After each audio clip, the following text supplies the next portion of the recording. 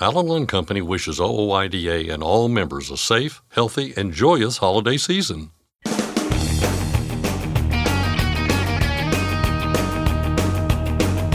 OOIDA, representing America's truckers since 1973, presents Landline Now with your host, Mark Redding. You may have heard a few rumors about some 64,000 additional H-2B visas becoming available soon. It sparked conversations and some angst about foreign workers, trucking jobs, and more. Scott Thompson gets the facts from Landline Magazine's Tyson Fisher. The end of the year is usually a time to slow down a bit, but the trucking industry didn't get the memo. Among the headlines this week were court battles about beneficial ownership information, emission rules, and more. Tyson Fisher and Mark Schremer of Landline Magazine break down some of the biggest stories of the week. We have a little tradition on our show that started with a man named Bill Hudgins, a longtime trucking writer. Years ago, he created trucking versions of classic Christmas carols, so we put them to music. We'll have some of those for you today.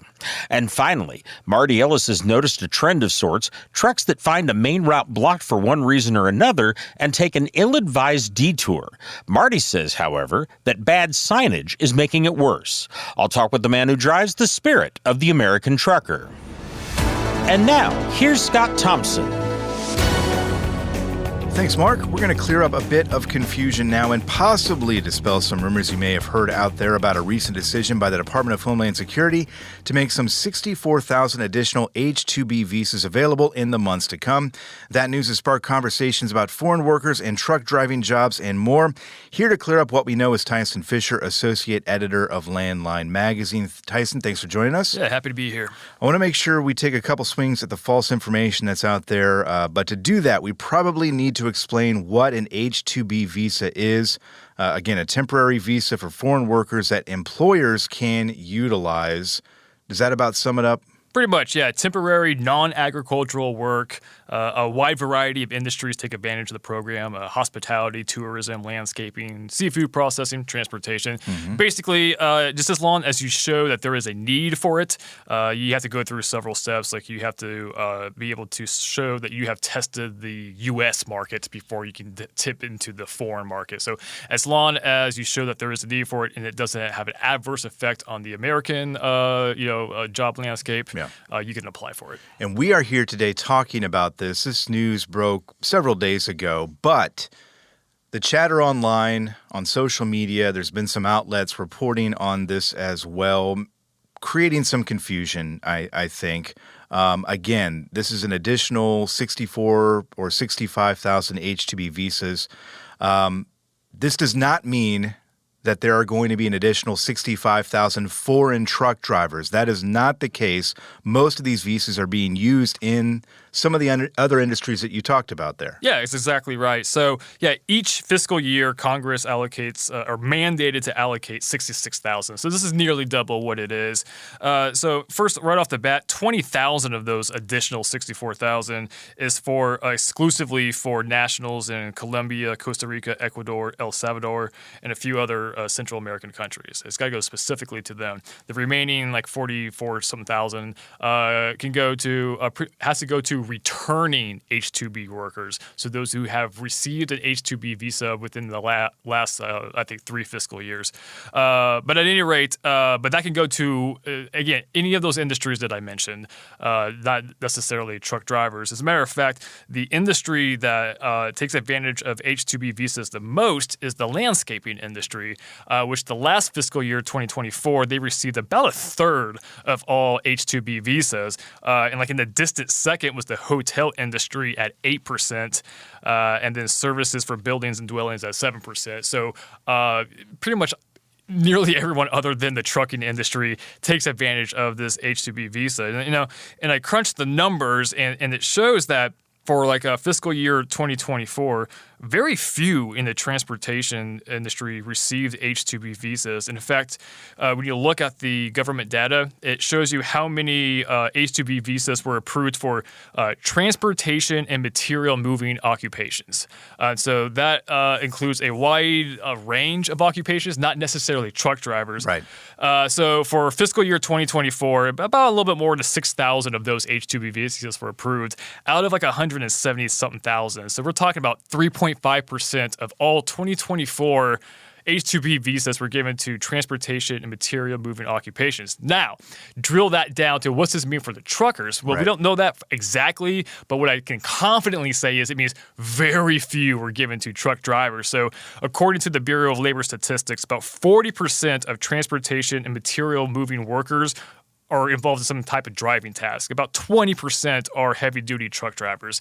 So if we were to use that data, extrapolate it to the fiscal year 2024 H-2B visa data, that means about a little over 1,000 truck driver H-2B visas were given out in 2024, which is about 1% of all.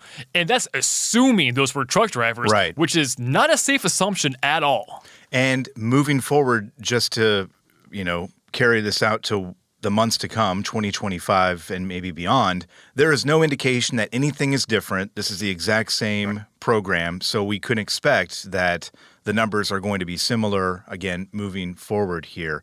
Again, we're here talking about this because there's been other outlets. I don't want to call anybody out, but there's been other outlets that maybe haven't told the full story about this and maybe fan the flames a little bit. Social media, I think, does not help with this kind of thing at all either.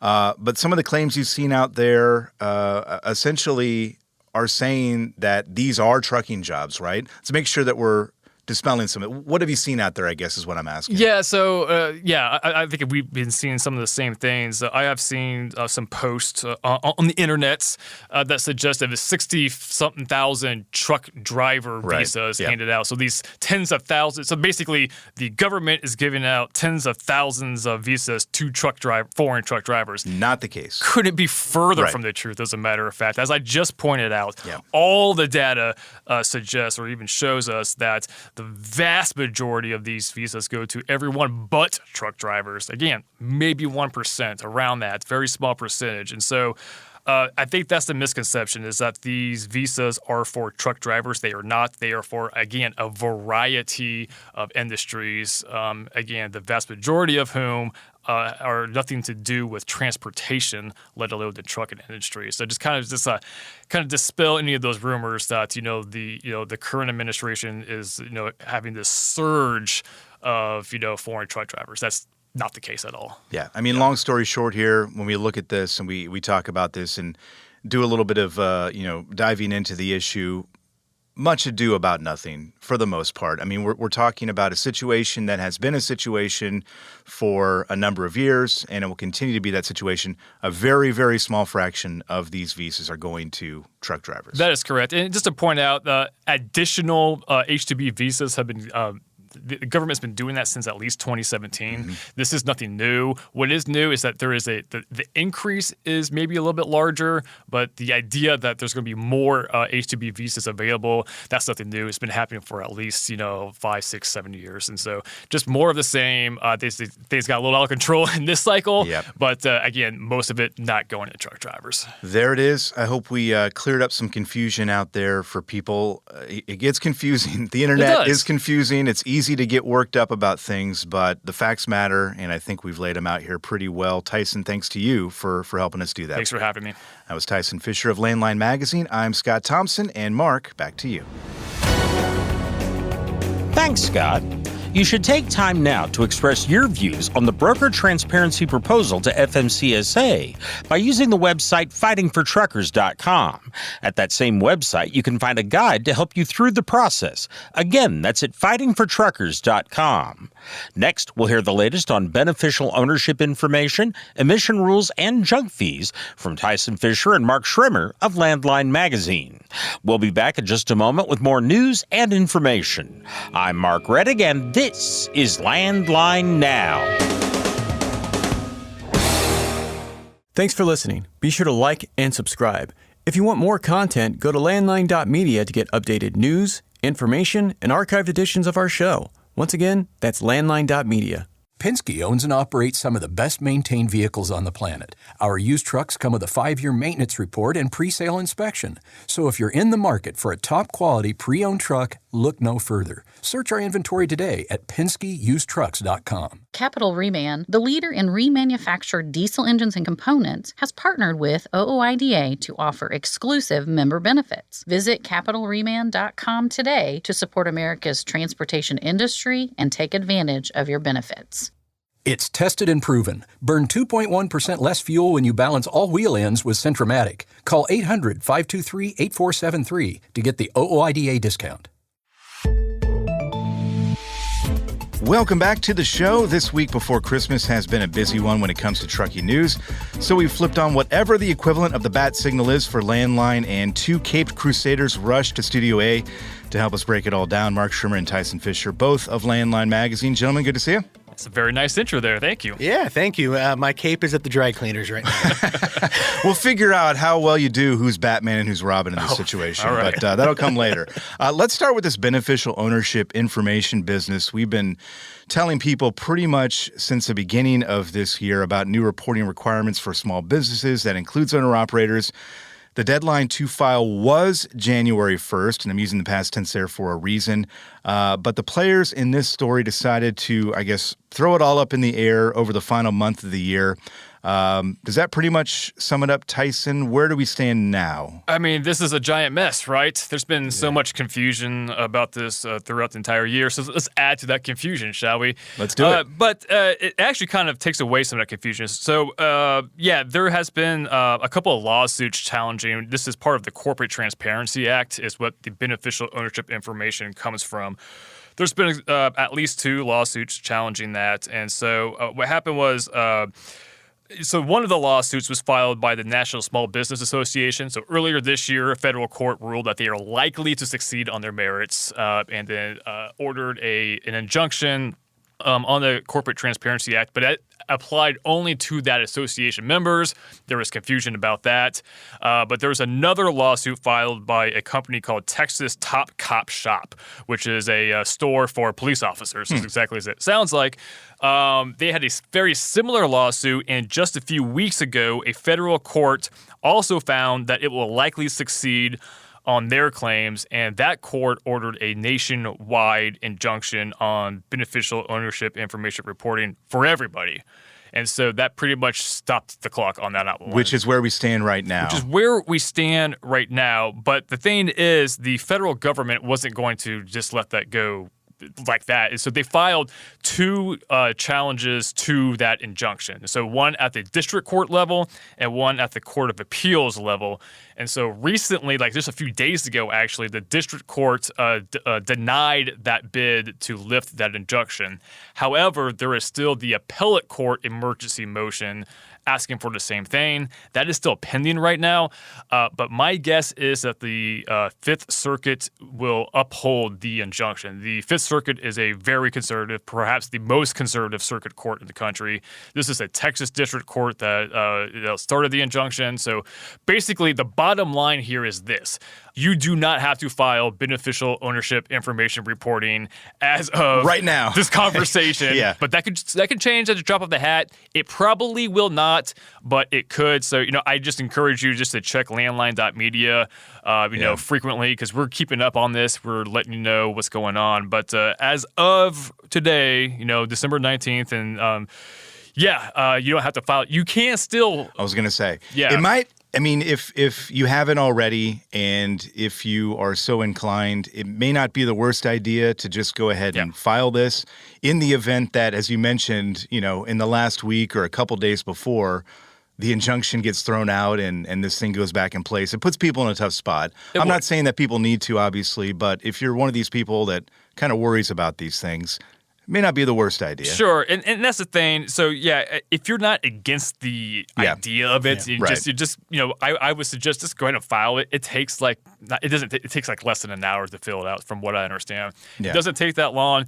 It is free. There is no fee to do it. I got an email suggesting that there is a fee. There is no fee to file this. Now people will charge you. I was going to say don't fall for any of those scams. There are out third parties to say for a couple $100 we'll file it for you. It's just like you're giving addresses and names and stuff like that. You can do it. It's very easy to do it yourself. Don't fall for that. Yeah, and call OOIDA if you have questions too. Anybody here would be happy to help you through that process to make sure that you're not getting swindled, because as we know, there are plenty of folks out there that take advantage of situations like this, especially when there's confusion about something like this as well. Let's move on to another topic now, the Federal Trade Commission's new rule regarding junk fees. Mark, you've been covering this story. There was, I think, some hope out there that the rule would maybe take a bite out of predatory towing practices. However, the end result, what came of all this, quite a bit watered down, right? Yeah. So, when we first look at, the headline on landline.media, some people go, why is they're covering the Federal Trade Commission?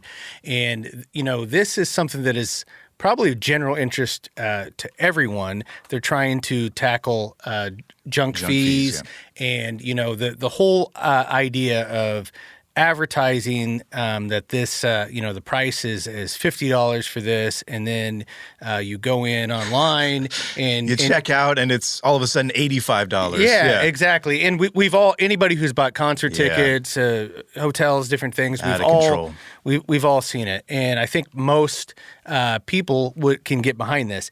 Now, the reason this is relevant to trucking is when FTC originally put out this proposal, it was much more broad. They put it out back in, I think, November of 2023.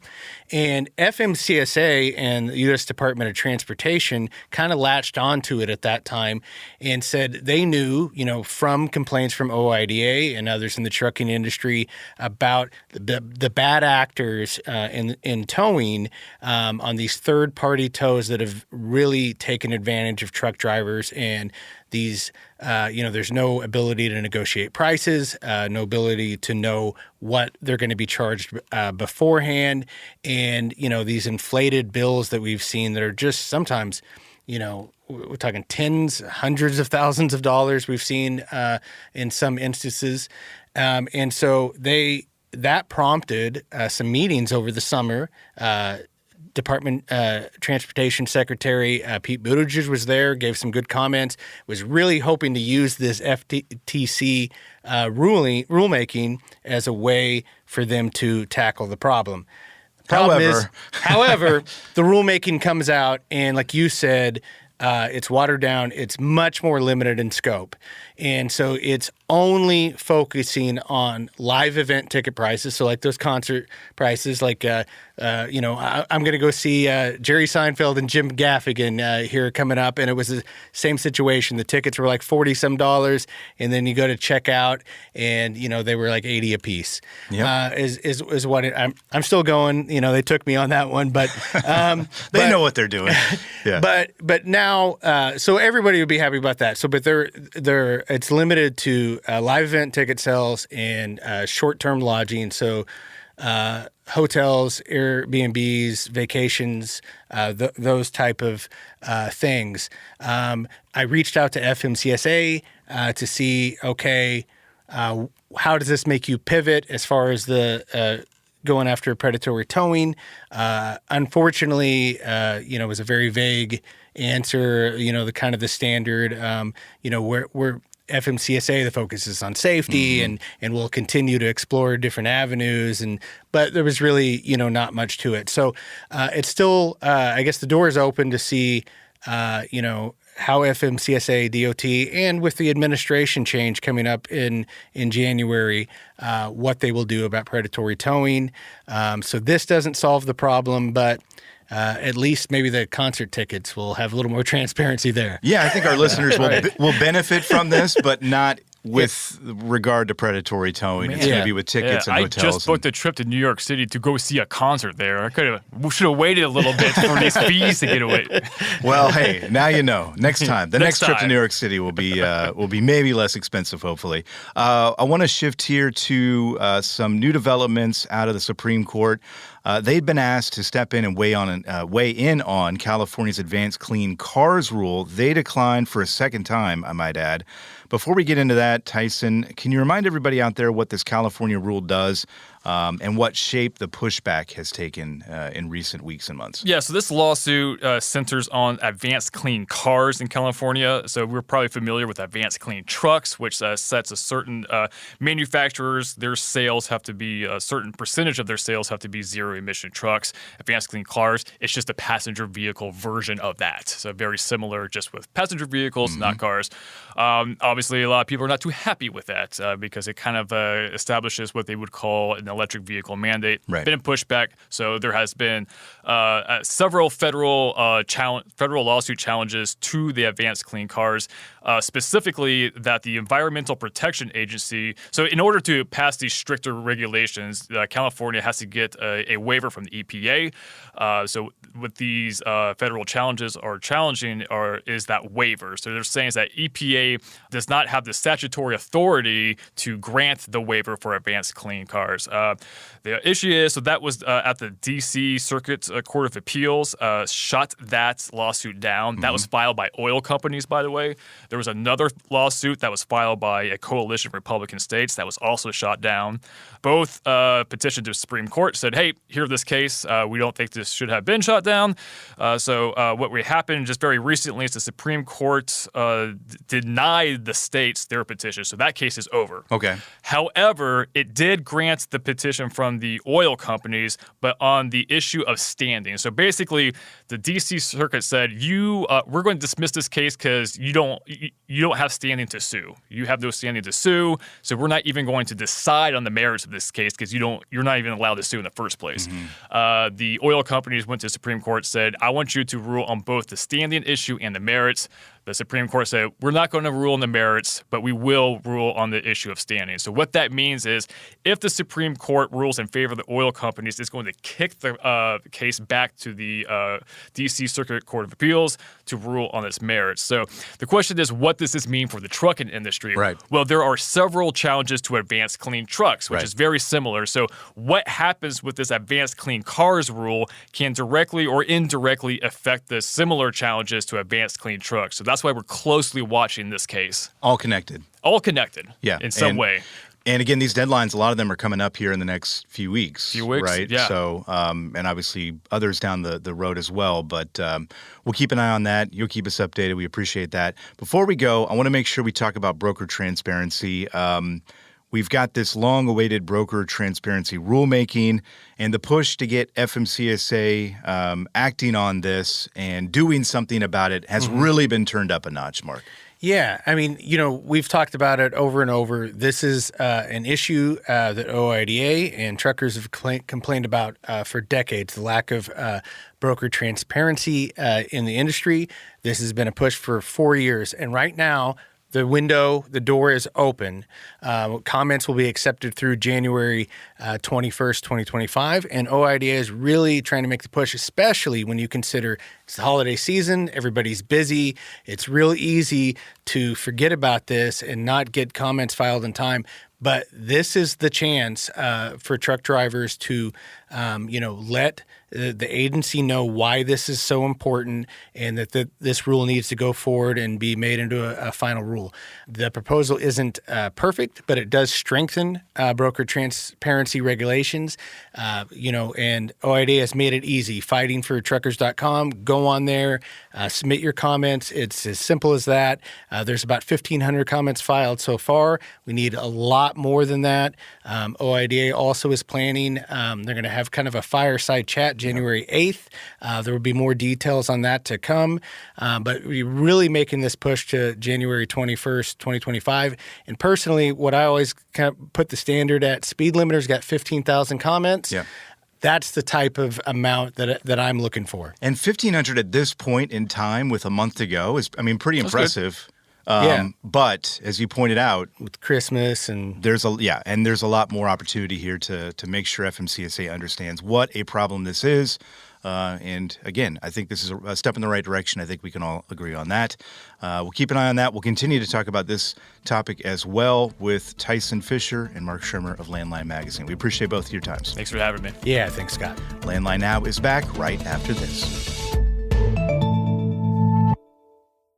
Running on ultra-low sulfur diesel? Stay protected this winter with Howe's Diesel Treat and Diesel Lifeline. Steer clear of gel and ice with North America's #1 trusted brand. Find Howe's products nationwide at select retailers, auto parts stores, truck stops, and on Amazon.com. When it's time to overhaul your truck engine, help protect it by insisting on a genuine Vibratech TVD crankshaft damper. Heavy duty, absolute premium quality, and they're made right here in the USA. Find a dealer at vibratechtvd.com. Truckdown.com. Whenever you have a breakdown, you need Truckdown.com. 24/7 access to 40,000 verified heavy-duty repair vendors nationwide. Vendor choice. Owner-operators rejoice. Truckdown.com. Welcome back to Landline Now, and Merry Christmas. Christmas is a special time of year. You may be at home or out on the road, but either way, we'd like to bring all of you, no matter where you are, a touch of the Christmas spirit. We have a little tradition on our show that all started with a man named Bill Hudgins. For a long time, he was a well-known trucking reporter and writer. As a columnist for Landline Magazine, he decided to combine his love of music with his love of trucking and created some trucking versions of classic Christmas carols. But we decided, why not put Bill's words to the Christmas tunes they're based on? So that's what we did. You can hear our first efforts on our program Christmas Day during what we call the Hudgins Holiday Sing-Along, using OOIDA staffers as singers. But we realized Bill had so many songs that he wrote that it would be a shame to not set more of them to music. So for several years, every year, we recorded another trucking Christmas carol, some from Bill's originals, some that we wrote ourselves inspired by his efforts. So today, we're going to bring you some of those songs, starting with a little bit of a different winter wonderland. Cut me off? What do you mean? It's only 11:30. Hey, Mill, give me a beat. All right, here we go. Let's do this one more time. That sounds great. Yeah, that's a good one. Hey, sing along with me. Come on. Air brakes sigh on the freeway. I wave and point and give folks leeway. It's the Christmas Eve rush for the Christmas Eve hush. I'm pedaling hard to make my home 20. Only got 100 miles or 1,000. My wife and kids, they be all smiles. We'll light up the tree, watch Grinch on TV. I'm pedaling hard to make my home 20. In the morning we will open presents. I bet my wife's will be some more perfume. We saved up to get the children iPads, but all I really want is in this room. Soon enough I'll be going bye-bye, 'cause those bills, I'll be owing. A week will go by, then homeward I'll fly, pedaling hard to make my home 20. We'll see you soon. All right, I've had enough. Well, making some home time over the holidays is something good, but we all know that sometimes what truckers encounter out on the road, no matter what time of year it is not good. That includes some little towns with an unfortunate habit.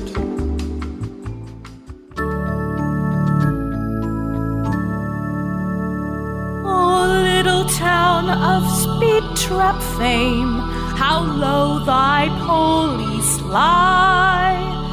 Behind the sign on Highway 9, the radar turned up high. And in the dark night cruising, unwary truckers learn. Drop 55 to 25, or you will go home burned.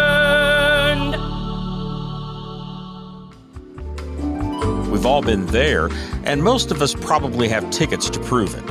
But let's get back to the good stuff. And one of those things is that even if you can't be with your family, you can take heart in the fact that you're hauling some holiday joy for all the other families out there.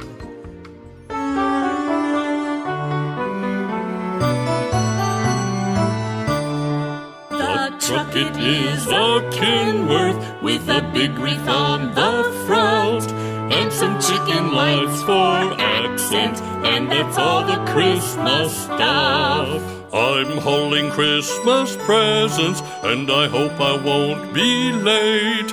I am stacked on up to full cube with this special Yuletide freight. Yes, I love to be a trucker at this special time of year. It's my job to bring the presents that our children hold so dear. On a sleigh with 18 wheels, as the Santa I do roam.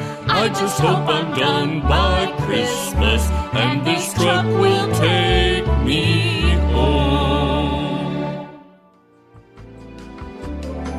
Well, it may be the holidays, and you may be bringing the presents everyone is giving to each other, and yes, helping out Santa a bit while you're at it.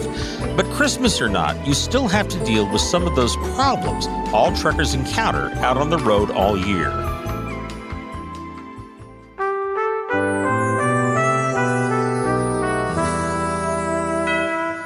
Don't rest ye weary trucking folks, you must keep on your way. Truck stops are full and rest stops too, there's no place you can stay. Just slug some Joe, you're good to go, so says the ATA.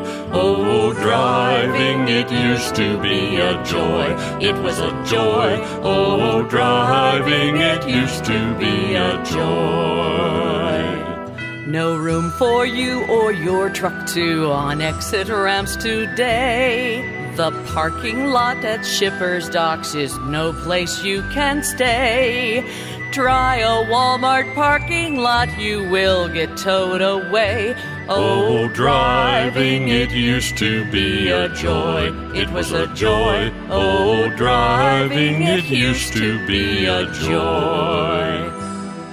10 hours rest makes you the best, says FMCSA. It's up to you to find a spot where you don't have to pay. Just get it done or soon enough a ticket you will pay. Oh, driving, it used to be a joy, it was a joy. Oh, driving, it used to be a joy. Oh, driving no longer is a joy.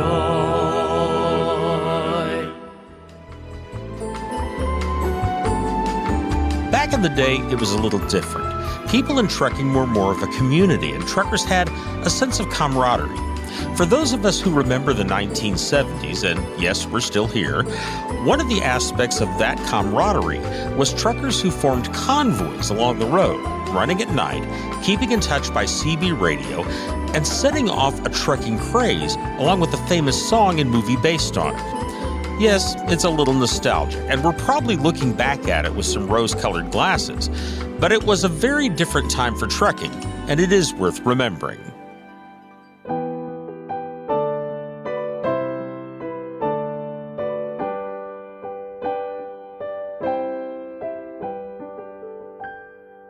We 10 trucks, a small convoy are, run at night to avoid the cars.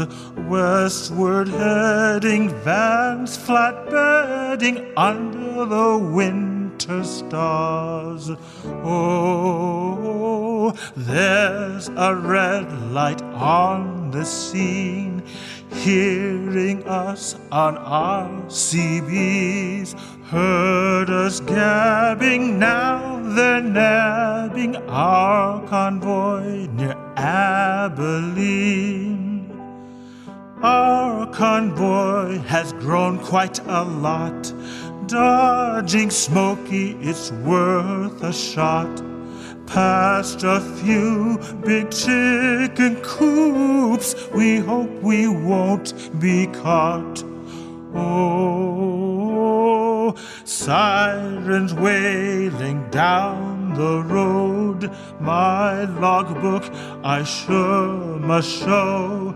If its current won't get burned, and I can just haul my load. Running hard past exits and ramps, arrive on time, at that I'm a champ. Gifts I'm hauling, shippers calling, till they see my headlamps. Oh, loading docks are full of trucks, waiting for a stroke of luck. Then the docks they all unblock, and back home I guide my truck. Okay, that's enough of that nostalgia for now. Let's get back to the fun part of the holiday season, but as always, with a trucking twist. Leonard the chicken trucker had a very shiny ride. He had 400 bright lights and neon lights that spelled Go Tide. All of the big slab truckers used to laugh at his display. They thought he was a show-off, saying those lights will never pay. Then one foggy Christmas Eve, they could hardly see. Leonard told the truckers, boys, come on and join my bright convoy. Then how the drivers loved him and his brightly colored show. They all got there as scheduled, and Leonard was their big hero.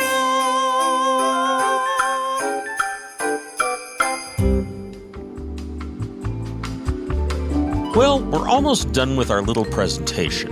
We want to once again wish you a Merry Christmas and a Happy New Year, and add our hopes that it finds you back with your loved ones. Have some extra eggnog for us while you're at it. And hopefully, while you're on the way to wherever you're going, you don't run into this.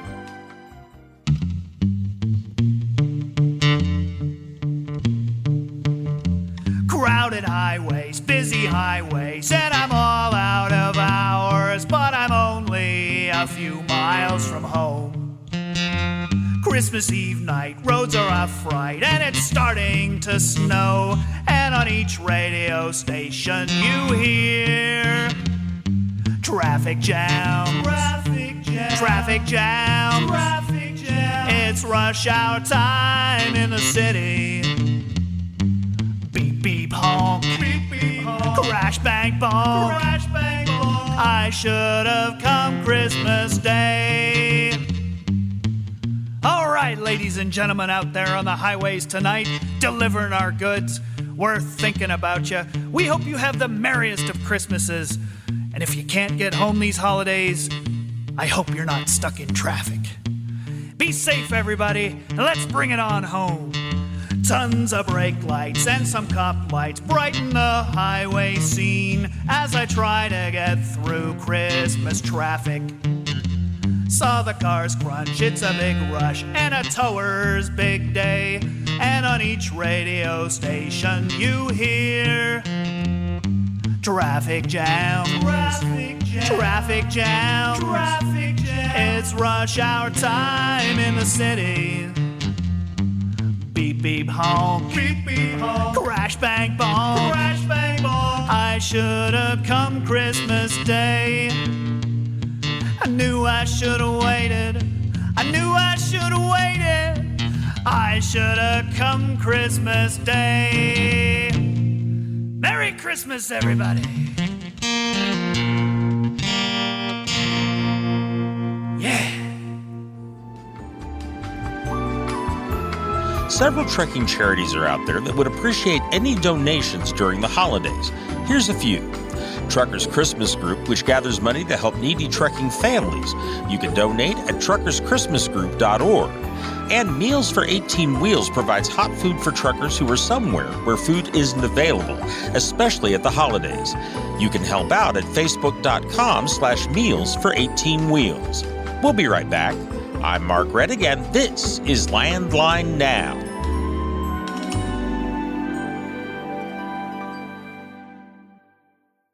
Are you tired of the IRS following you around like a dark cloud? Call 888-557-4020 and get your life back. At Truck Stop, we've built a better load board for carriers like you. Sign up today and access over 600,000 loads on the most trusted online load board. Learn why the best in the business rely on Truck Stop to make more money and start driving your profit today. Since you started, what you've loved about trucking is the freedom. Heading out on your favorite route, a good driving song, and thinking about truck insurance. Well, maybe not that last one. That's why we're here. At OOIDA, we have a full range of truck insurance products, expert advice, and great customer service, helping you get the right coverage for your operation. Go to OOIDA.com, because your job is to drive. Our job is to help with everything else. Landline Now. Welcome back. Every week, we check in with Marty Ellis, who drives OOIDA's tour truck, the Spirit of the American Trucker. Marty has been noticing something, and it's something that's cropped up a lot in the wake of 2 recent hurricanes. Trucks that are trying to get to where they're supposed to be going, find the main route blocked for one reason or another, and take an ill-advised detour. Marty says, however, it's worse than it has to be because of a lack of signage. Carolina west to Denver, up to Bangor, west to Austin, coast to coast, sea to sea, sail on, sail on. Well, Marty, how are you doing? I am lovely, Mark, and you? Very well. Where are we finding you on this excellent day? Well, I am on my way down to the Petro in Joplin, Missouri. I'm going to be down there the 22nd and 23rd of December, and so we'll be kind of just getting ready to be positioned for home time for Christmas coming up. So it should be a good time, and I want to wish everybody out there a Merry Christmas out there, and hope you all are going to be where you want to be. Oh, absolutely. Absolutely. And, of course, you're going to be right down near your home base there, Carl Junction, Missouri, so that'll be a good time.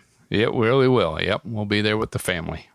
Well, let's talk a little bit about what you're hearing out there, and the first topic that you had mentioned, which is one that I'm very interested in because it really started coming up after the recent hurricanes, and that is these trucks that are on non-trucking routes when they're detours.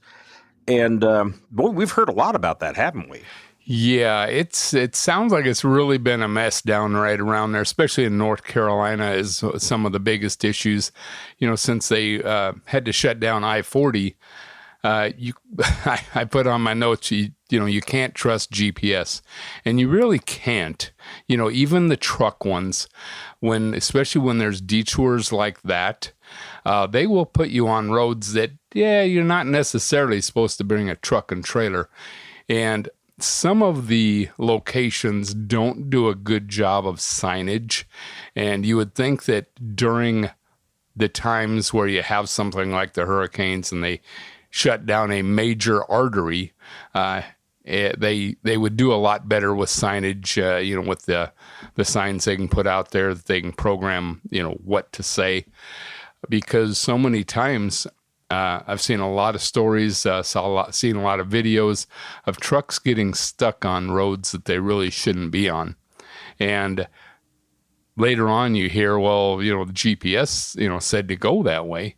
And even their truck GPS, now I run a truck GPS, I run Waze, I used to run Google Maps on the phone, and I still like to double check on the road atlas, the Rand McNally road atlas that I carry in the truck, just because there are routes that, it'll show in the atlas that are not truck routes or low bridges, things like that.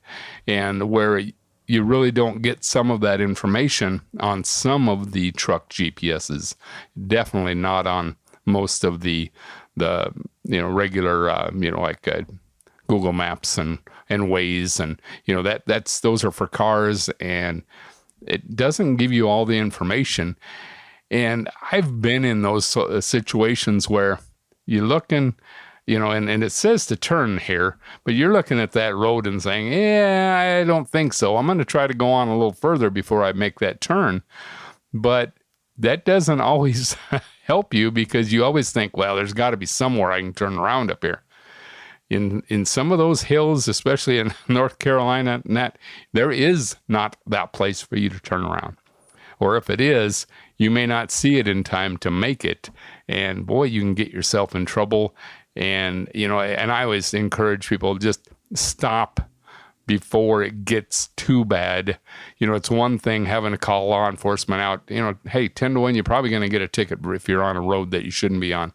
But you don't want to make it worse by going into a ditch or running, signs over or things like that, trying to make a corner. You'd rather call somebody out and get some help backing up or whatever's got to be done, to make it right, because it's a whole lot cheaper that way.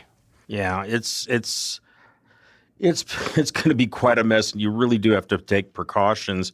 I know that a lot of these trucks in the wake of the hurricane, trying to avoid that section of 40, went up US 441, which is absolutely not a truck route. And I guess they are ticketing people for traveling on that road if you're in a tractor trailer. But it's been a long running problem in that area. I know that, for example, US 129, which the sports car and motorcycle folks call the tail of the dragon, and they actually have like a poster board at the end of that of all the people that tried to do it in a truck. And it never ends up well at all. No. You really... It can mess your license up. It can, and some of the time, to get a guy towed out of there, you can have that road shut down for hours on end trying to make that right. And it becomes, really a nightmare for everybody, not just the truck driver. Absolutely. And of course, a lot of those, they're twisty curvy because they're in the Appalachian Mountains. And if you go over the edge there, you're likely to tumble down quite a steep decline. And maybe, I don't know, can the tow vehicle get to you, or are they going to have to bring in a crane, or are you truly stuck? It's quite a dilemma. Yeah, absolutely. You've seen pictures of trucks still sitting down in ravines, years later, because, it's basically cost prohibitive to go get it. Yep. So you don't want to be in that situation if you can help it. And like I said, I've been on, where you had a detour, and I really think that law enforcement should do a better job with detours, even getting local volunteers to sit at corners saying, no, trucks don't go this way, you go that way, because, we get out there and we don't know the area. And you might think, well, that road kind of runs alongside the interstate. That doesn't necessarily mean that you can go down there or that road goes through. I saw one the other day in Missouri. There was looked like a frontage road, but it really wasn't. It dead ended into a field, and here was a semi getting pulled out of that muddy field. So don't trust the car GPS, and if it doesn't look right, stop, check it out before you go. That's always a good idea, isn't it? Absolutely. Yep. Even if you have to, in the middle of the road, turn on your flashers, put out your triangles, whatever it takes, because it's still a whole lot cheaper than making that one mistake that you can't get yourself out of. Yeah. I know that US 129, I've traveled that road, and by the time you get to the first time they warn you that trucks shouldn't go there, you are past the point where you can turn around a truck. Yeah, you would think that they would do a better job of, putting those huge warning signs, this is your last chance, And even if they put, hey, the dollar amount for you to be, on this road is going to cost you, whatever it is, $1,000 or whatever that number is, it's well worth doing it right there at that spot, because they don't need the headache either. Okay. Well, Marty, we're starting to run out of time here. Very quickly, just here in the next 10 or so seconds, where are you headed to next? Well, we'll be out here at the Petro, and then after that, we're going to take some time off, and after the first of the year, we'll get back out after it. Fantastic. Any final words? Hey, guys, just be kind to one another and give that guy next to you a break. Brothers of the highway, children of the wind. Once again, that was Marty Ellis, who drives OOIDA's tour truck, The Spirit of the American Trucker. You can find Marty's next stop on our show and every day at our website, landlinenow.com. Again, that website, landlinenow.com. That's our program for today. Thank you for joining us. I'm Mark Reddick, and this is Landline Now.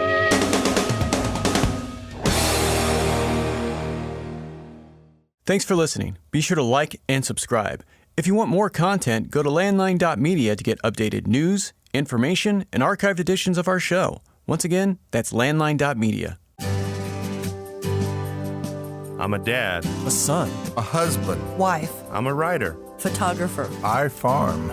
I'm a veteran. I love old cars, fishing. My kids. Chrome. And I am a professional truck driver. And together, we are OOIDA. OOIDA was founded by truckers to stand up and speak on behalf of truckers. We've done that by combining the individual voices of our members into a single, powerful voice. Protecting your interests, defending your rights. Join us! Make your voice heard. Join OOIDA, the Owner-Operator Independent Drivers Association. Call 1-800-444-5791 or visit OOIDA.com.